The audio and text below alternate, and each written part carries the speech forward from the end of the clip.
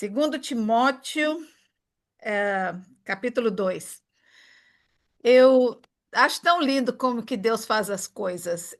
A gente começou um estudo bíblico na igreja esse semestre, agora 2 semanas atrás, e a gente vai estudar um estudo de mulheres na terça-feira de manhã, e a gente vai estudar o livro de Efésios. E eu acho tão legal, porque assim, o livro de Efésios foi uma carta de Paulo à igreja de Éfeso, né? Nós estamos aqui estudando Timóteo, a carta de Timóteo, que é uma carta que Paulo escreveu para Timóteo quando Timóteo estava trabalhando na igreja de Éfeso. Então, na hora que eu estou lá escutando, as coisas vão encaixando assim, que nem um quebra-cabeça, e fazem mais sentido para mim. Então, eu fico fascinada com a maneira que Deus faz as coisas acontecerem de uma maneira tão perfeita. Então, hoje eu vou dar uma voltinha no livro de Efésios e também no livro de Atos, para a gente conhecer um pouquinho mais dessa igreja de Timóteo, e aí a gente pode entender, essa igreja de Timóteo não, a igreja de Éfeso, e entender um pouco mais o que que Paulo estava escrevendo, né? Porque a gente às vezes quer ler a Bíblia e a gente quer ler com o nosso entendimento do ano do século 21, com o entendimento das coisas que a gente vive à nossa volta. E as coisas da Bíblia podem ser aplicadas, mas a gente tem que entender o contexto da história quando foi escrita, né? Então, como que era, o que que eles estavam vivendo? Eu não estava lá, né? Então, assim, a razão exata a gente nunca vai saber, mas a gente tem que entender as razões pelas quais Paulo falou o que ele falou. Então, hoje tem coisas nesse capítulo que são bem um pouquinho tem gente que fica toda alvoroçada, né? Principalmente quando trata da mulher, né? Eles ficam pensando que ele está inferiorizando a mulher, que não sei o quê. Nada disso, tá bom? Então, vamos mergulhar no capítulo 2 de Primeiro Timóteo. Então, eu vou começar a ler capítulo 2. Então, ele sempre começa com ação de graça. Então, isso aqui não é o começo da carta, né? A gente já leu o começo, que foi o capítulo 1. Então, ele começa esse capítulo, nesse estudo de Efésios, eu estou achando interessante que eu nunca tinha prestado atenção. A pessoa que está dando o estudo sugeriu a gente ler o livro de Efésios sem estar dividido em capítulos e números. Você lê como se fosse uma carta que estava sendo escrita, e você lê como na carta, sem essas divisões, né? E eu achei muito interessante isso, porque fica mais um todo, né? Uma coisa sem cortar os pedacinhos. Então, hoje começa assim: antes de tudo, peço que se façam súplicas, orações, intercessões, ações de graças por todos os homens, pelos reis, por todos que exercem autoridade, para que tenhamos uma vida tranquila e pacífica, com toda piedade e dignidade. Então, começando aqui já é um choque, né? Porque a gente sabe que naquela época, naquele mundo asiático ou em Israel, isso não existia, né? Uma vida tranquila, pacífica, com piedade e dignidade, não existia sobre o domínio romano, né? Sobre a pressão do Império Romano.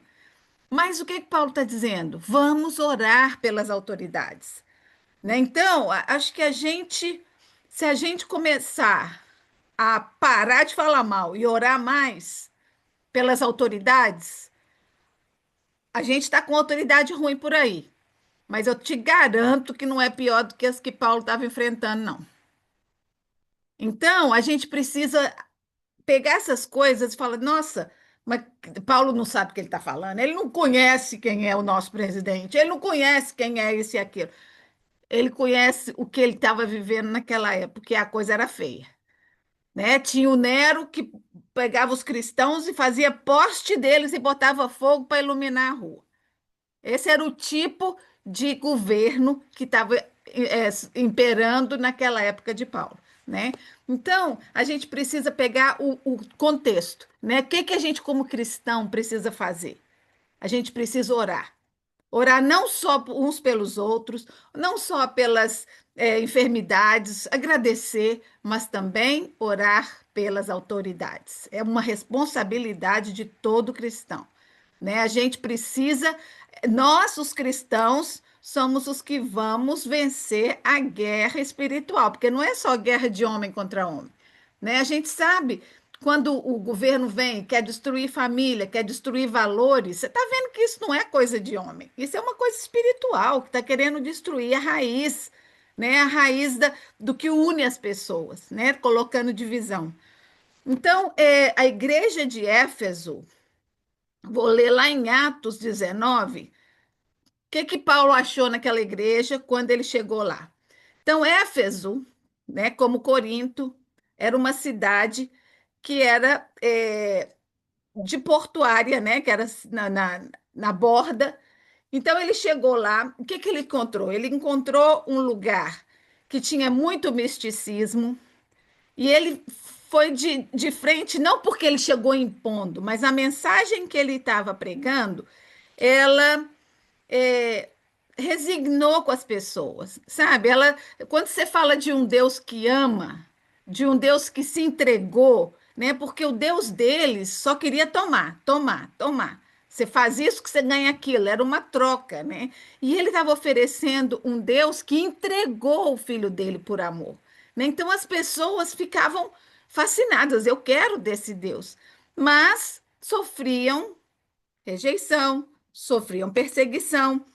E aconteceu que nessa cidade, quando Paulo começou a pregar, tinha pessoas que faziam uns milagres, tinha uns que vendiam uns santinhos, né, que ficava rico vendendo essas coisas.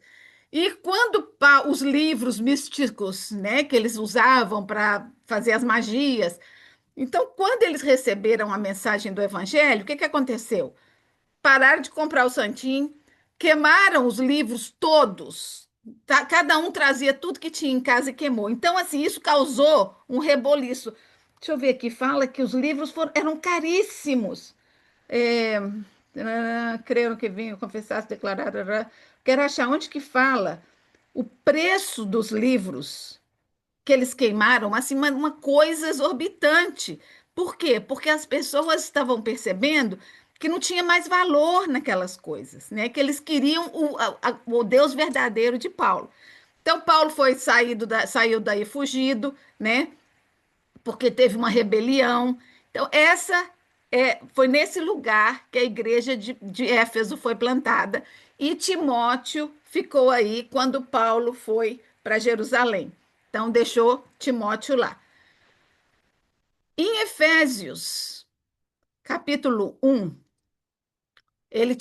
Paulo estava na prisão e escreveu essa carta à igreja de Éfeso. A gente não sabe se a carta de Timóteo foi mais ou menos junto ou um tempo depois, mas essa carta a Éfeso não foi muito tempo depois que ele saiu de lá. E olha que lindo que ele fala no Efésios capítulo 1. Graça e paz a vocês da parte de Deus, nosso Pai, e do nosso Senhor Jesus Cristo. Bendito seja o Deus e Pai de Jesus, do nosso Senhor Jesus Cristo, que nos abençoou com todas as bênçãos espirituais nas regiões celestiais, porque Deus nos escolheu antes da criação do mundo para sermos santos, sem culpa diante dele.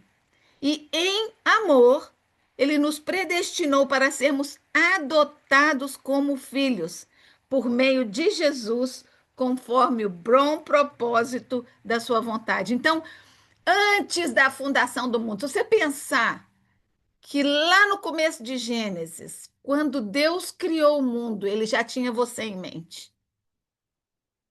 Antes da criação do mundo, ele já pensou: vou fazer a Nilta, vou fazer a Renata, vou fazer a Sula desse jeitinho dela, vou fazer a Silvia, vou fazer a Lucy, vou criar a Joira.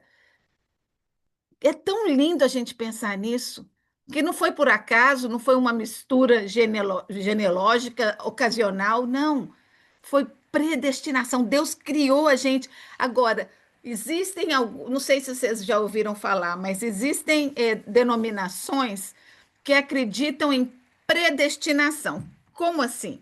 acreditam que umas pessoas estão escolhidas para ir para o céu, outras pessoas estão escolhidas para ir para o inferno.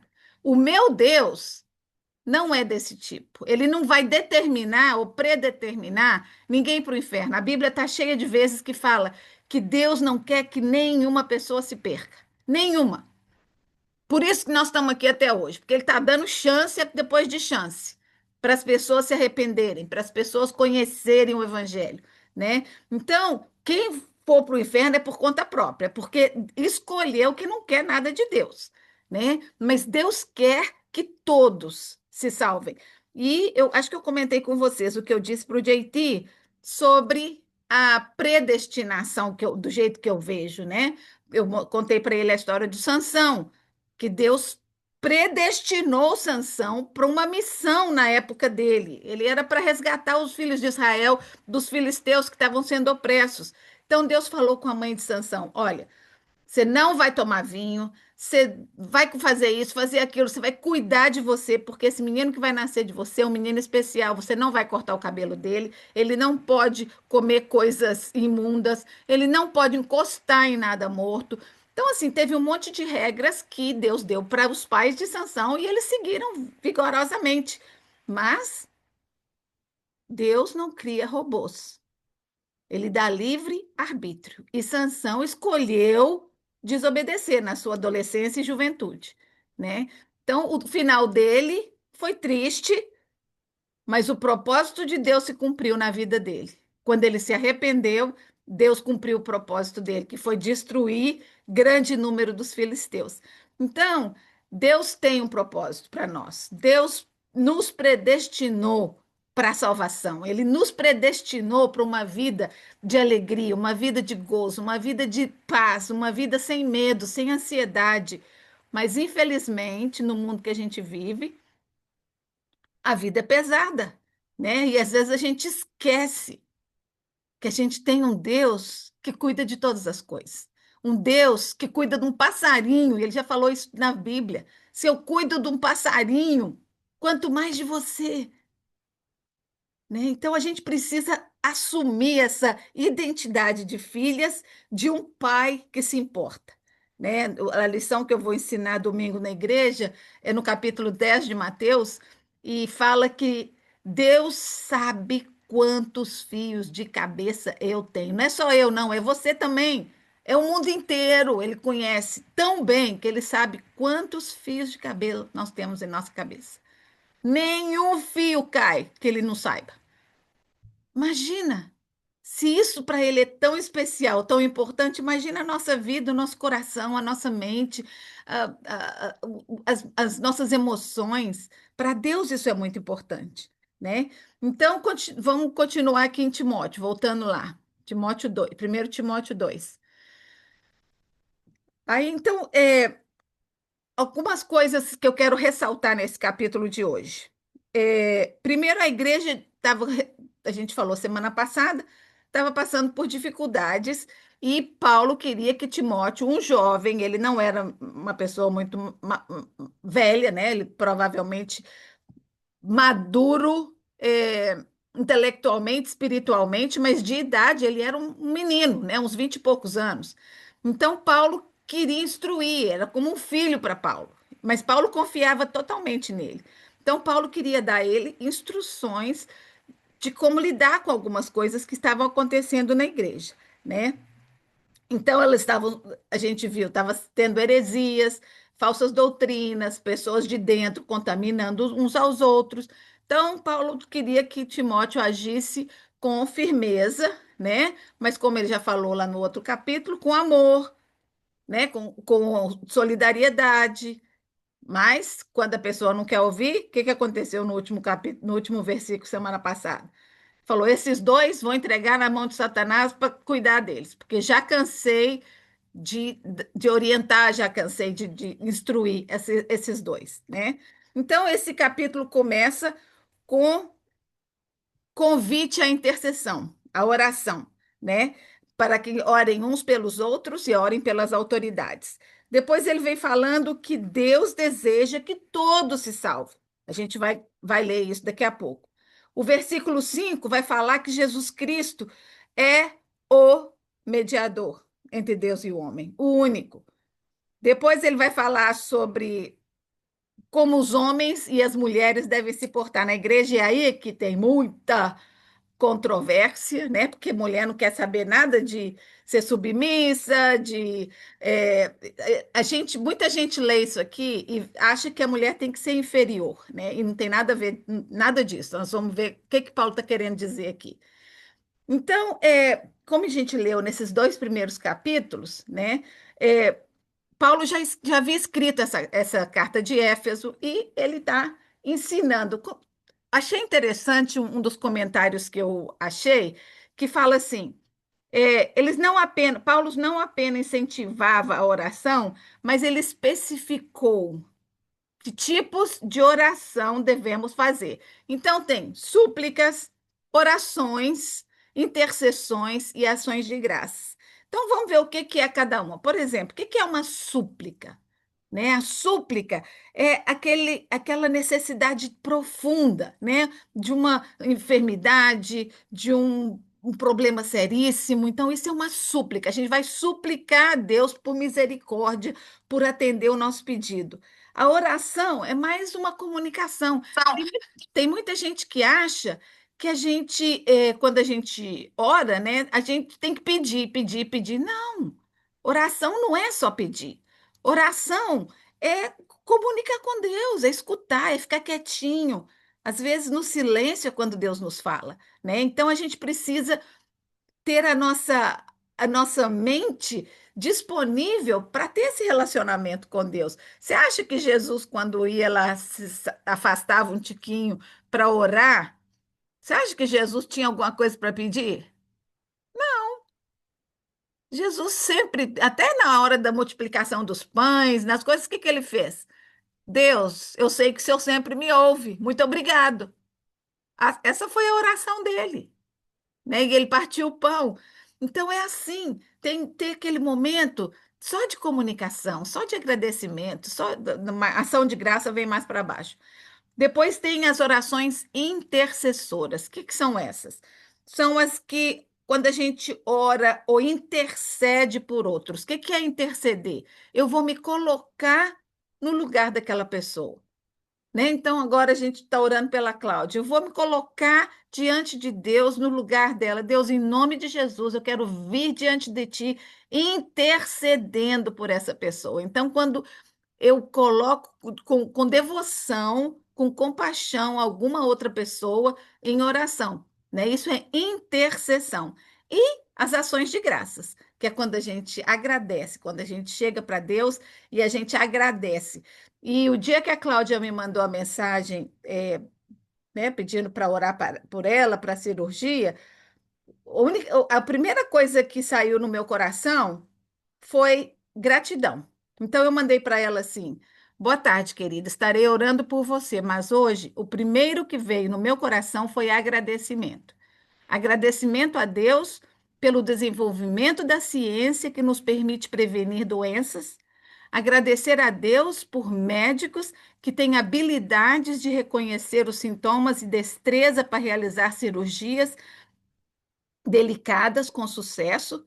Agradeço a Deus por termos recursos e sermos atendidos em hospitais excelentes e bem equipados, e agradeço a Deus pelo apoio e carinho da família e amigos.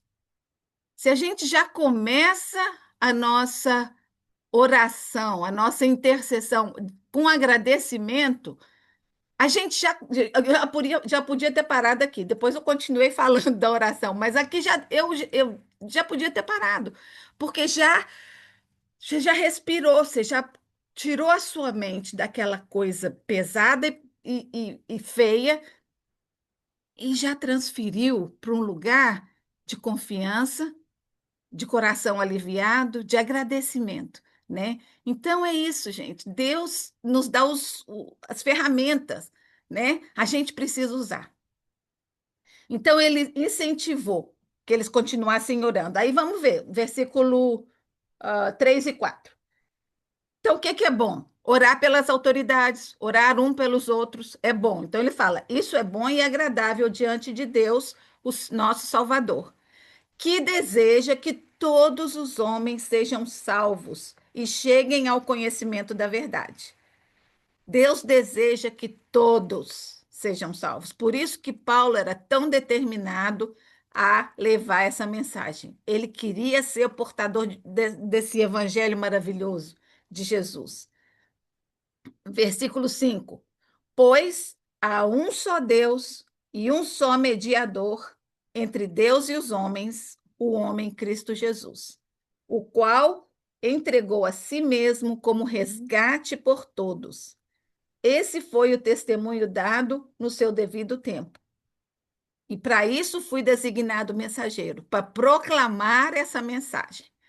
Então a gente vê que Deus não quer que ninguém se perca, ninguém, né? E que ele se agrada das orações dos santos. Ele se agrada. Nossas orações não ficam perdidas, né? E é importantíssimo, gente. Eu sei que as meninas que são católicas, né? Elas aprenderam desde sempre, né? E eu acho que hoje tem mudado um pouco. Alguns padres estão mais conscientes disso, mas que você tinha que rezar por alguém através de alguém, né? E a gente, na Bíblia, tem vários versículos, inclusive da boca de Jesus, que Jesus é o único mediador, o único intercessor. Não precisa, é como se, eu já falei isso várias vezes, né? Como se o meu pai fosse o diretor de uma empresa muito importante, muito grande, né? Você não vai ligar para a secretária e pedir uma hora. Você vai chegar lá, abrir a porta, sentar no colo do seu pai, porque ele é o seu pai. E é a mesma coisa com Deus, né? E Jesus está ao lado. Eu até separei uns versículos que dizem que Deus, Jesus não é só o intercessor, ele é o mediador, ele é o nosso advogado. Em Hebreus fala que nós temos um advogado junto ao lado de Deus para advogar a nossa causa, né? Quando a gente está com pecados e coisas assim, ou quando a gente pisa na bola, não precisa preocupar. Pede, o advogado está lá, né? Então nós temos Jesus, né? A Trindade. O Espírito Santo conhece a vontade de Deus, né? E Jesus está ali como mediador entre nós. Então, assim, eu fico pensando, não é uma coisa que apareceu do nada, né? No Velho Testamento era necessário um mediador. No Velho Testamento, Deus não se comunicava com todo mundo. Tinham as pessoas escolhidas. Tinha todo um cerimonial do sacrifício, né, da purificação. Então, assim, isso realmente existiu. Mas o dia que Jesus morreu naquela cruz e que aquele véu do templo foi rasgado de cima a baixo, ele se tornou o mediador. Aquela cruz que matou Jesus tornou o caminho que nós levamos para chegar a Deus, o único caminho, né, que a gente precisa. E uma coisa é certa, se nós queremos as nossas orações respondidas, devemos usar Jesus Cristo como nosso intercessor. Ele, ele é o nosso intercessor. Ele é o nosso mediador, né, entre Deus. Isso é muito importante. Ele coloca isso assim muito em várias das suas cartas. Por quê? Porque naquela cultura grega, né, existiam muitas outras culturas ali. E ele queria que eles entendessem, né, a importância de Jesus como mediador. Vamos continuando. É, versículo 8. Quero, pois, que os homens orem em todo lugar, levantando mãos santas, sem ira e sem discussões. Então, olha só, falou só isso para os homens. Mas isso para os homens não é uma coisa fácil, né? Porque o homem tem aquela tendência de ímpeto, de brigar, de então, ele está falando: olha, se você vai conversar, vai vir orar, falar com Deus, que você esteja limpo, que sua boca não fale uma coisa e seu coração tenha outra, né? Nós precisamos ter coerência com os nossos sentimentos e as nossas orações, né? É, aqui fala assim: um coração limpo e relações estruturadas. A gente precisa de um coração limpo para chegar diante de Deus. Uma vida de oração e relacionamentos saudáveis. Essa era o conselho dele para os homens, né? Não adianta orar muito se o coração está dominado por raiva, conflitos não resolvidos.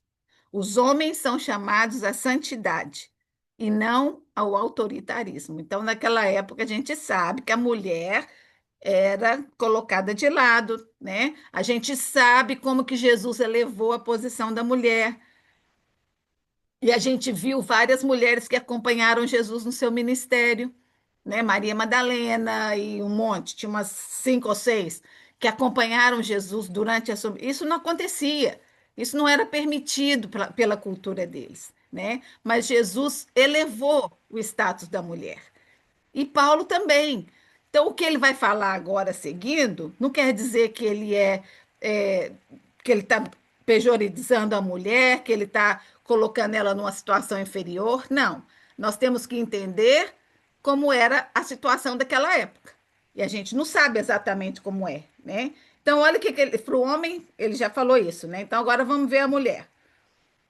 Da mesma forma, quero que as mulheres se vistam apropriadamente, adornando-se com modéstia e discrição, não com tranças ou ouro, nem com pérolas ou roupas caras, mas com boas obras, como convém às mulheres que declaram adorar a Deus. Uma mulher deve aprender em quietude, com toda sujeição. Não permito que a mulher ensine, nem venha, nem tenha autoridade sobre o homem. Esteja, porém, em quietude. Então, nós vamos parar aqui, só para dar um comentarinho, né? Porque se você lê isso aqui na mentalidade do século XXI, falei, que é isso? Que Paulo está falando? A mulher fica calada, não pode falar nada, não pode vestir roupa bonita, não pode. Não é isso, né? Porque a gente conhecendo aquela época, as mulheres que exageravam, que iam nos templos, eram prostitutas, que ficavam se oferecendo aí. Então, elas eram extremamente exageradas. E muitas dessas mulheres tinham se convertido, estavam vindo para a igreja. Então, ele tinha que colocar um limite, né? Que quando você está adorando a Deus, isso tem que ser discrição, tem que ter modéstia. Então, ele estava falando para aquele grupo ali, né? Para aquele grupo de mulheres. Se a gente conhece a história de Paulo, a gente já viu que teve muita mulher. Eu vou até. Deixa eu ver, eu fiz uma lista aqui das mulheres que. Aqui, ó. Uma lista de mulheres que acompanharam a Paulo. Olha só. Fibe, lá em Romanos 16. Fibe acompanhou Paulo. Priscila e Aquila, que eram. A Priscila, ela dava aula, foi ela que confrontou Apolo, falando para ele se ele tinha ouvido falar de Jesus. Então, assim, eram mulheres que acompanhavam Paulo e tinham autoridade, mas elas sabiam que a autoridade da igreja era estava o homem tinha essa responsabilidade, né? Então não quer dizer que Paulo é machista ou não queria dar lugar à mulher, não. Ele estava rebaixando mulher de jeito nenhum. Paulo valorizou várias vezes em suas cartas, ele agradece, ele pede oração, ele manda saudar as mulheres que ajudaram, que receberam. Então, gente, é importante a gente ler a palavra de Deus no contexto dos eventos, né? Vou aplicar isso para minha vida hoje? Vou, porque eu vejo gente que vai para a igreja como se estivesse indo para o baile, né? Com aquelas roupas justas, super curtas, metade da bunda. Para quê? A gente está indo ali para adorar a Deus, né? Então, uma modéstia. Eu já parei de criticar, eu deixo, pelo menos está dentro da igreja, né? Mas não vamos deixar que esse tipo de pessoa esteja na liderança, né? Vai precisar de uma orientação. A gente tem no coral, por exemplo. O coral não tem toga. Então, toda quarta-feira, porque tem sempre as mesmas que vão com umas roupas que não faz sentido. Aí o pastor tem que falar: é, não pode de manga, sem manga, não pode decote, não pode roupa muito curta, não pode roupa muito justa. Por quê? Porque a gente tem que ir olhar o bom senso. né? Fica na vulgaridade. Então a gente tem que ler essas cartas de Paulo e essas instruções no bom senso, né? Eu não vou sair daqui falando, ah, mas que horror, bem que eu não achava que a Bíblia era muito radical. Tem nada disso. A época e as pessoas que Paulo estava falando isso precisavam de ouvir exatamente isso, né? Eu preciso de ouvir outra coisa, eu preciso de ouvir o começo aqui, ó. Orar pelas autoridades, né? Reconhecer Jesus como o meu único mediador. Tem coisas mais importantes para me agarrar do que eu ficar aqui nessas coisas que não vai levar a nada, né? É, gritando na minha cabeça. Então vamos ver o que realmente importa, né? Aí Paulo continua falando. E aí uma coisa que eu achei interessante, na semana passada a gente falou que quando tem dúvidas, né, vocês vão procurar na internet alguma coisa. E eu, quando eu estava procurando sobre isso, que eu queria mais esclarecimento. Aí apareceu um site para mim, gente, que eu falei assim, não acredito. Por quê? Parece tudo muito bem, muito certinho, você começa a ler, de repente, cadê? Eu vou até ler para vocês, que eu deixei ele aberto aqui. Aqui fala o papel vital das mulheres na igreja. Aí ele vem falando, né? Paulo enfatiza que as mulheres têm um papel vital, importante, e ele elabora falando sobre a submissão, aprendizagem, tal, tal, tal. Aí ele fala, que nós vamos, vou ler primeiro o versículo para vocês entenderem o que, que ele vai falar.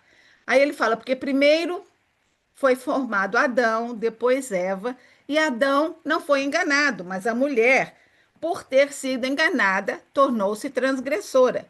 Entretanto, a mulher será preservada por meio da maternidade se permanecer na fé, no amor, na santidade e no bom senso.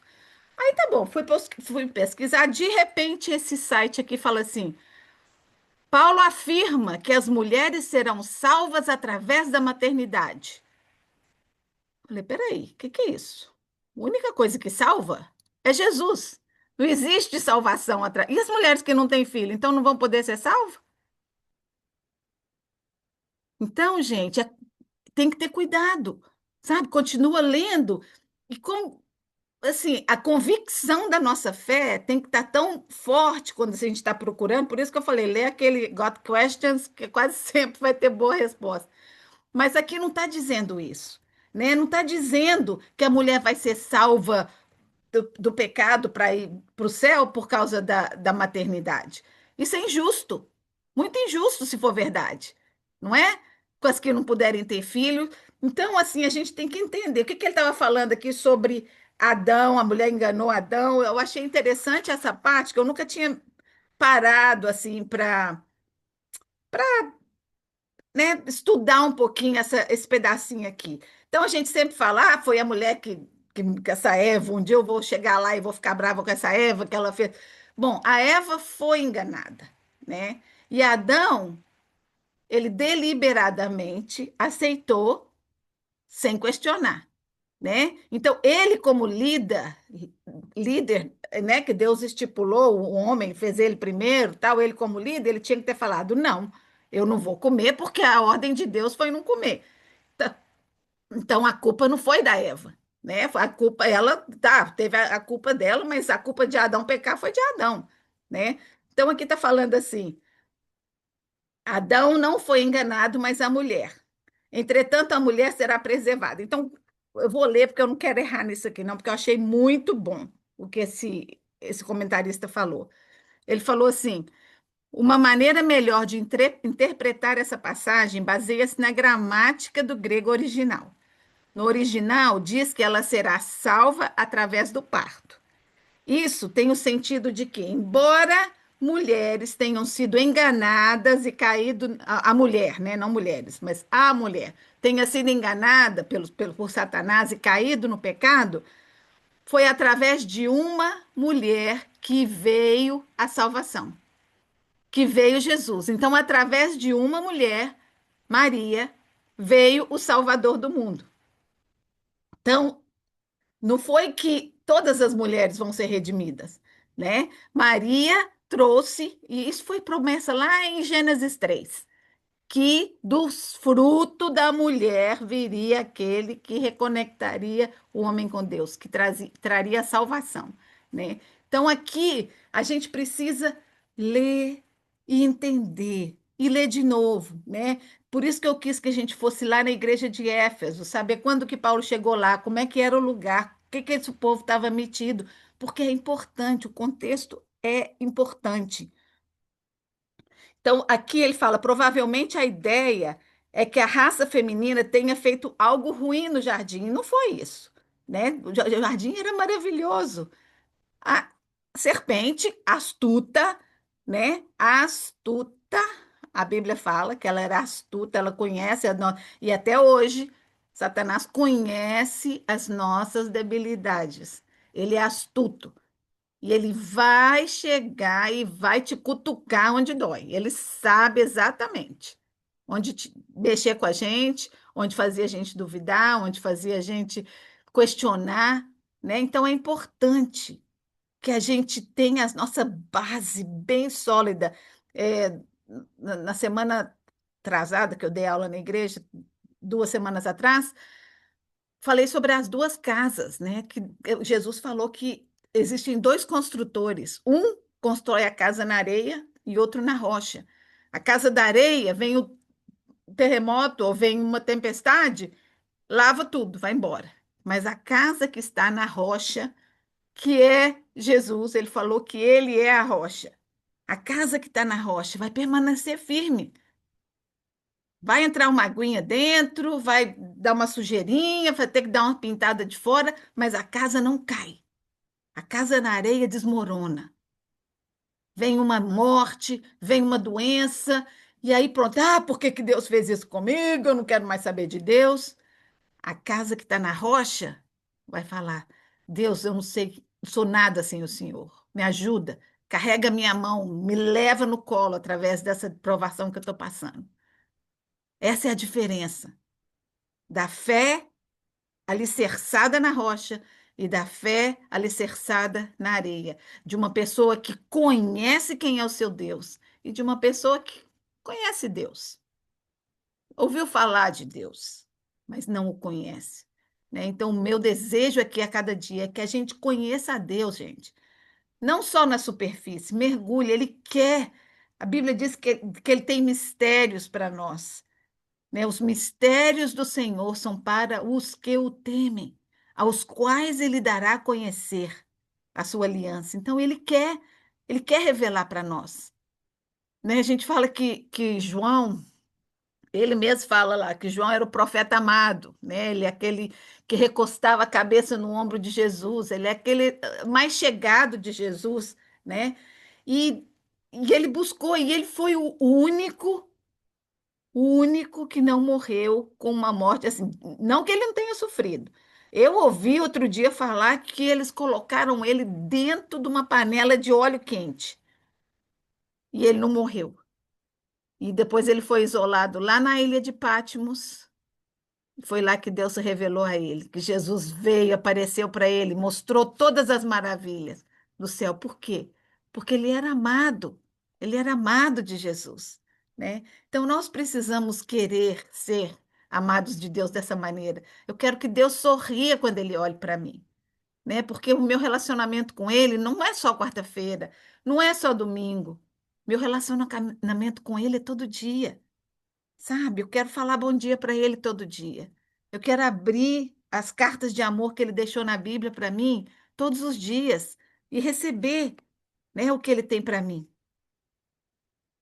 Então, nesse capítulo, as lições que eu aprendi foi: a oração é um dever dos cristãos, da Igreja de Cristo. Antes de criticar ou reclamar, devemos orar pelas autoridades.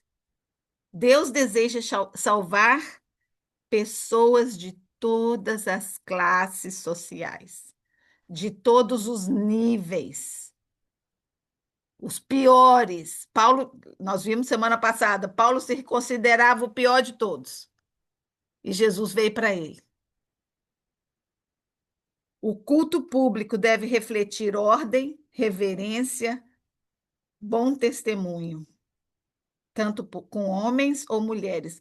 A gente vê que Paulo falou aqui que o adorno da mulher, o verdadeiro adorno deveria ser a piedade, as boas obras, o caráter, né? Uma mulher que cuida bem da sua casa, do seu marido, dos seus filhos, ela vai chegar na igreja e ela vai refletir isso, que ela vai poder ajudar aqueles que não têm marido, que não têm filhos, ou os filhos que não têm pais, né?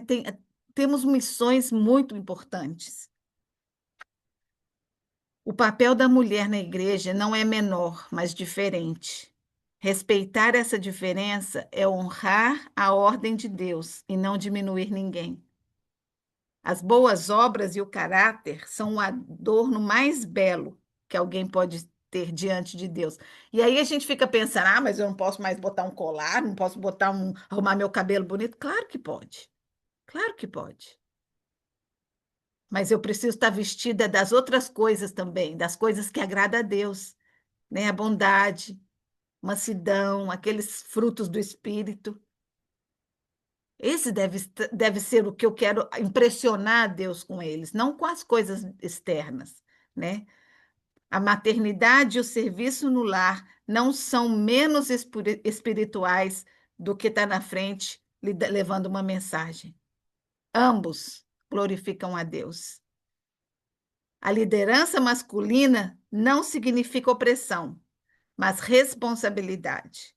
Os homens devem liderar com santidade, humildade e amor. Gente, Paulo fala mais para frente, não sei se foi mais para frente ou mais para trás, quando ele fala do papel do marido, né?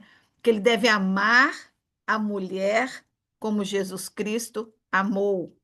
Como que Jesus Cristo amou? Ele deu a vida por nós. Se o meu marido está disposto a dar a vida dele por mim, eu sou a mulher mais feliz do mundo. É assim. Então, a Bíblia fala que nós, lá nesse mesmo capítulo, fala que as mulheres sejam submissas e tá, tá, tá, tá. Ser submissa não é nada. Quem não vai ser submissa a um homem desse, que dá a vida por você, que te ama acima de todas as coisas, né?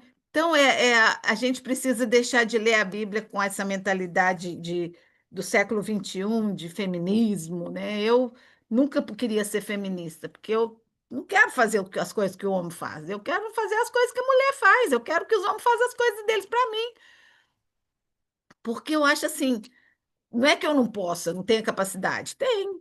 Agora, esse negócio dos freeze aqui, da geada, né?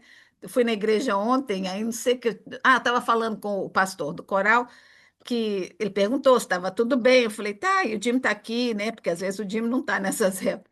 E ele estava arrumando para mim, e ele até foi ajudar a Bethany, que é uma viuvinha. Aí eu falei, eu falo para o Jim para ele ir, porque ele sabe que se acontecer quando eu não tiver ele por perto, eu preciso de alguém vindo me ajudar, porque tem coisas que eu não quero aprender. Porque eu não posso? Posso. Se eu precisar, eu vou fazer, mas eu não quero aprender, eu não quero precisar, né? Então, assim, a gente precisa deixar de lado essa mentalidade de que eu sou igual a um homem. Não, não sou, não, não quero ser, e tudo bem, né? Mas vamos colocar a vestimenta que Deus vai ver em nós e vai se alegrar, né? Que é amor, piedade, compaixão, generosidade. Nessas coisas Deus quer ver refletida na nossa vida. Ler esse capítulo me fez refletir que a igreja não existe para agradar ao mundo, mas para refletir a ordem, a graça e o propósito de Deus. E quando fazemos isso, mostramos ao mundo que há um só Deus, um só mediador e um só caminho para a salvação: Jesus Cristo. Ele é o caminho, ele é o mediador, ele é o advogado, né? Então, que Deus abençoe a sua semana e que você entenda um pouquinho mais, né, da palavra de Deus. Eu queria que, se vocês conseguissem, os capítulos de Timóteo não são muito longos, que vocês lessem, né? Seria gostoso se vocês chegassem aqui com perguntas ou coisas que, ah, não entendi isso, não, isso aqui, né, nem não vou garantir que eu tenha resposta, mas vai ser bom para a gente discutir um pouquinho, né? Porque tem coisas que Paulo fala que pode realmente é, dar um debatezinho, né? Mas é bom a gente entender o contexto, né? O que realmente ele estava querendo dizer. Então, que Deus abençoe vocês, que tenham uma semana abençoada, feliz e cheias do Espírito Santo.